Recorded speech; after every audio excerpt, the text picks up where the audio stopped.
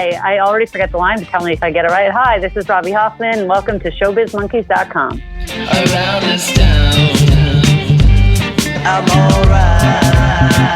Around this town, I'm alright.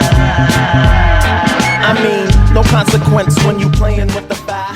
Move to the left, man. Hi, Paul. How are you? Hi, I'm doing great. How are you? Good. Your last name's not Landry, is it? It is not. Good. He was a boss I hated in accounting. Okay, I'm not an accountant, so. Just wanted to confirm you didn't also have a career switch and then fooled me into this.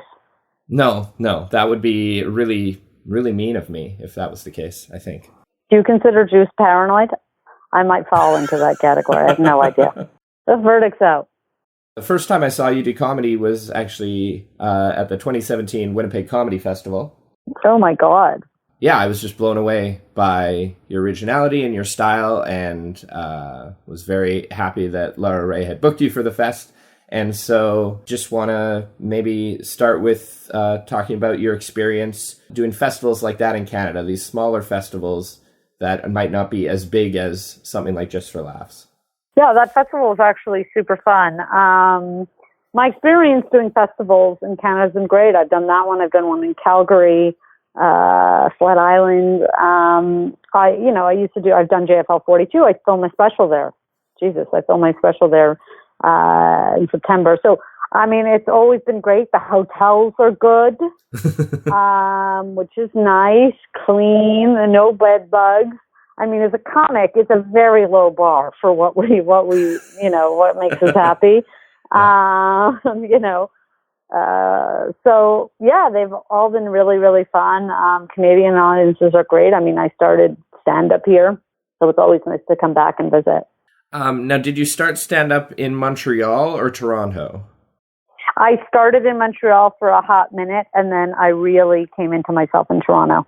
I know the Toronto scene over the last few years has grown quite a bit, and you were in the scene during that time. How did you find the Toronto scene during that growth period, and how did it help you? It was unbelievable. I mean, when you're in Montreal, everybody in Montreal tells you that Toronto sucks. They have a huge, and I love Montreal, but Montreal it has some insecurities that are deep-rooted. So you think Toronto sucks. You're like, oh, it sucks. I think they're jocks. They're a big city, isn't it? And you get there, and it's fantastic. The city works. There's subways. There's the streetcars. There's no the traffic. There's traffic, but people don't know what it's not pylon traffic. It's traffic because people are on the street. It's not because there's huge holes in the ground. Right. It was just, and then the scene was incredibly welcoming. I mean, the Toronto comedy scene opened their, arms to me. I was booked up all the time and just really coming into my own. I was doing a ton of stage time, and it was just a great city. What I would say about Toronto is it works. It just works. Maybe that's not the case recently. I know they have a lot of, I kind of was like at the tail end and then forward, and that was it. So everything's really gone to shit, but at the time I was there, it worked, and it was wonderful. And even though you just did a little bit of stand-up when you were in Montreal, now that you're going to be at Just for Laughs Festival later this month, doing two big shows, including one really cool show of your own, the early evening show with Robby Hoffman, are you excited to be kind of returning to Montreal with such a cool feature show? Excited is a tough word for me. I don't get excited. Okay. I get nervous, which I think it tells my brain that's excited. I just wake up since 3 years old. I've been anxious. I think that's just inherited trauma of being Jewish. So excitement, again, everybody's been asking me if I'm excited. I'm not sure I know what that feeling is. I don't know if that's my family, if we never got excited about things. I never had a book at Scholastic, so maybe I had early things where I was never taught excitement. I never got a surprise. I didn't get mail at camp. Right. There were things that you could get excited about that I just missed those learning things. Uh-huh. But I think the feelings of happipness that I'm feeling are telling me I'm excited. Okay. I'm hoping they're that. I know that I find it thrilling that my early evening show, which is my response to the late night show, got into the festival.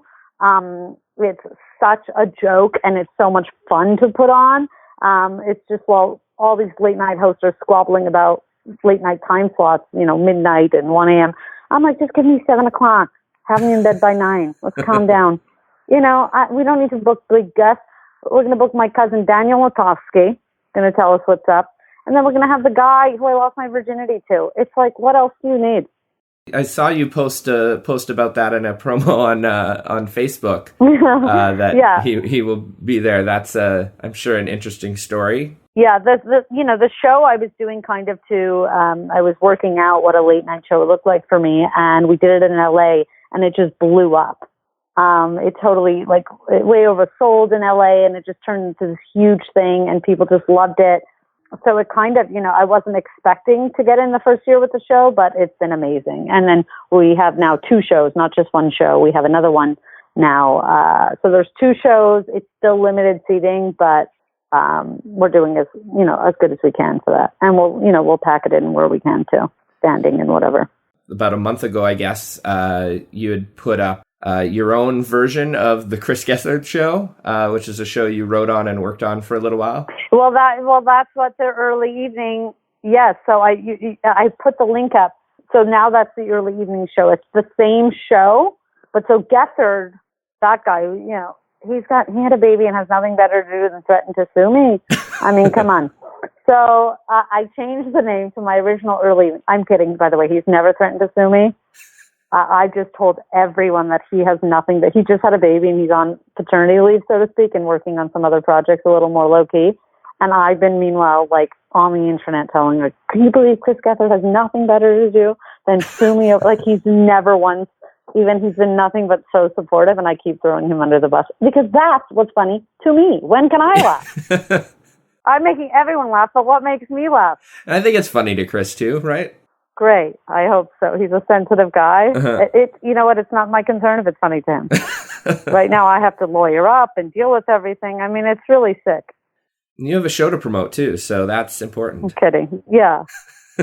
Yeah, it's a lot of fun. So early evening, which is my spin-off of the Chris Gethard Show with Robby Hoffman, which is my spin-off of the Chris Gethard Show, will be at the festival, and I can't. Yeah. I mean, I am excited for that. I think it could be the first thing I'm ever excited for. Like I mentioned, you wrote a little bit for the Chris Gethard Show. You've also written for Baroness Von Sketch Show, Working Moms. Yeah.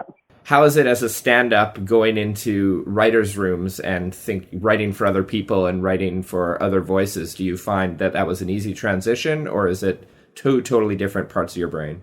Yeah, I think it's really interesting that, in the stand-up world, I'm known as a stand-up, and in the writer world, I have just as big as a career in writing. And I'm only known as a writer. So it's very interesting. I mean, to me, it wasn't a transition. I've always been a writer and a stand-up. For me, it's really one is during the day and one is in the evening. Okay. I have a day job and I have a night job. So this is like my night shift. I'm like, I'm going to my other shift. So I leave typically a writer's room around 7. I have 2 hours for supper, and then I'm on stage. Right. I don't have kids.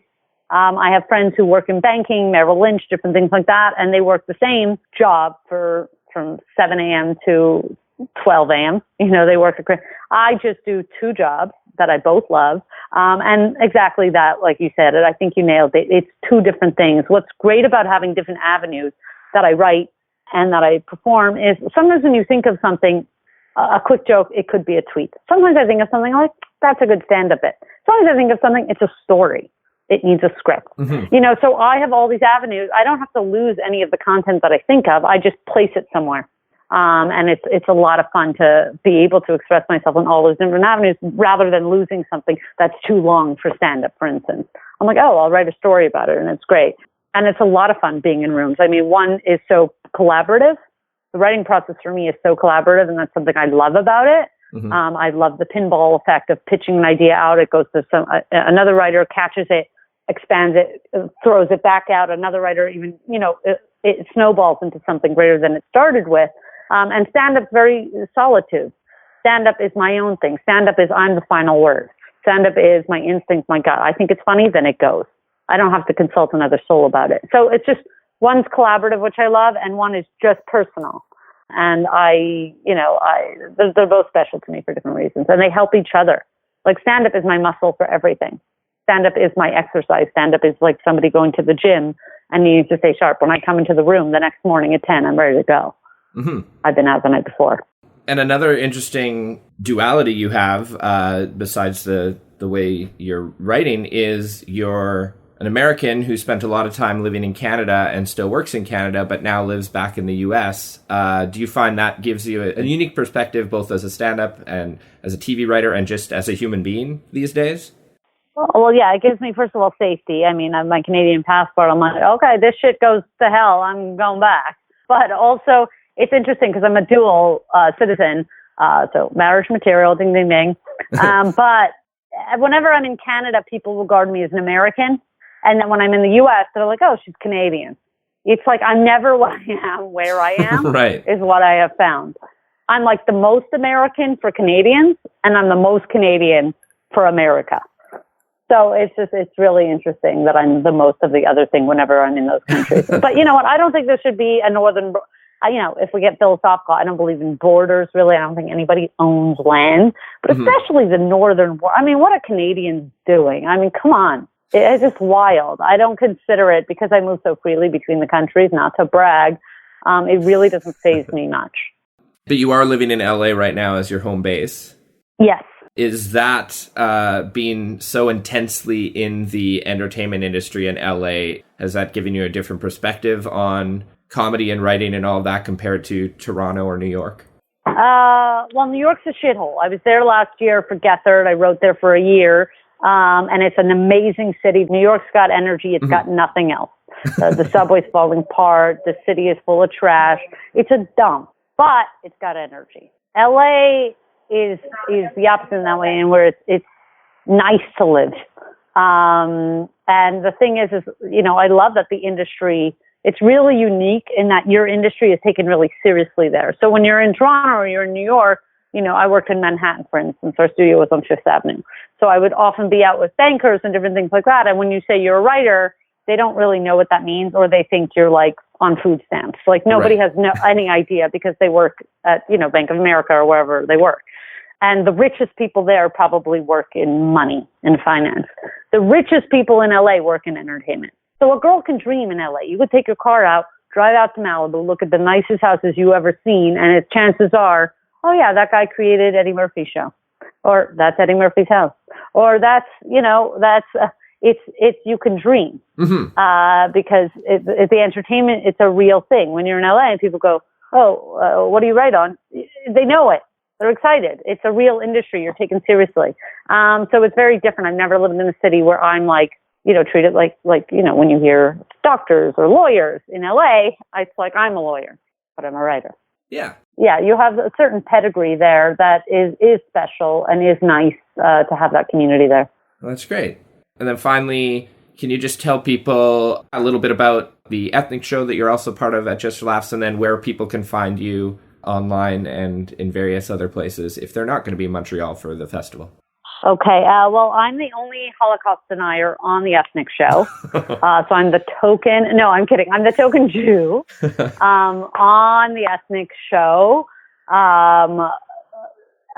So for those actually denying the Holocaust, there's other acts for you. I am not offended if you walk out during my set. But I will be there for the Jews.